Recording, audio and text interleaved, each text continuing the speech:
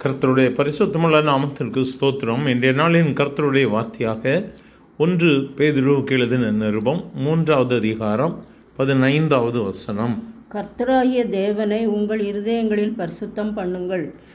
என கருமையானவர்கள், இந்த இடத்துல வேதம் சொல்லும் பொழுது நம் இருதயங்களில் தேவனாகிய கர்த்தரை பரிசுத்தப்படுத்த வேண்டும். அப்போ நம்ம இருதயம் சுத்தமாக இருக்க வேண்டும் என்று சொல்லி வேதம் சொல்லுகிறது.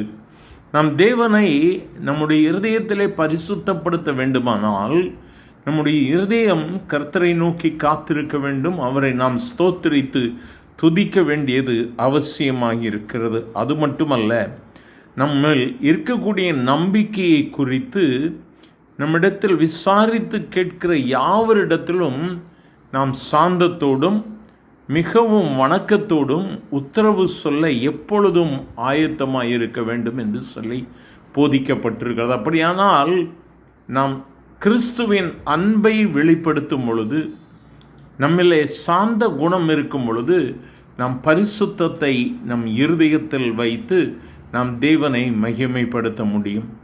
ஆகவே நம்முடைய வாழ்வில் இருக்கக்கூடிய முக்கியமான வேண்டுதல் அல்லது முக்கியமான காரியம் பரிசுத்தமாக இருக்கிறது.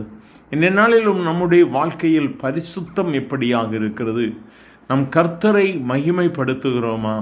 நம் கர்த்தரை ஆராதித்து கொண்டிருக்கிறோமா? நம் ஆண்டவரை மகிமைப்படுத்த வேண்டுமானால் முதலாவதாக நம்முடைய இருதயங்களில் நம் கர்த்தராகிய தேவனை பரிசுத்தம் படுத்த வேண்டியது அவசியமாக இருக்கிறது.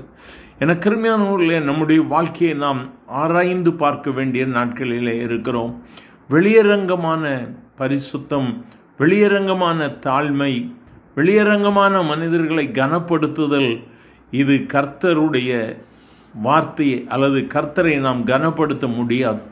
கர்த்தருடைய இருதயத்தில் நாம் இடம்பெற வேண்டுமானால், நம்முடைய இருதயத்தில் கர்த்தர் இடம்பெற வேண்டுமானால் நாம் அவருடைய பரிசுத்தத்தை காக்கிறவர்களாக இருக்க வேண்டும்.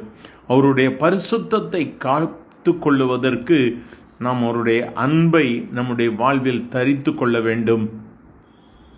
கிறிஸ்துவுக்கு மாதிரியாக வாழும் பொழுது மட்டுமே நாம் கிறிஸ்துவின் அன்பை வெளிப்படுத்துகிறவர்களாக காண முடியும். என கருமையானவர்கள், இந்த நாளிலும் ஒரு தீர்மானம் எடுப்போமா?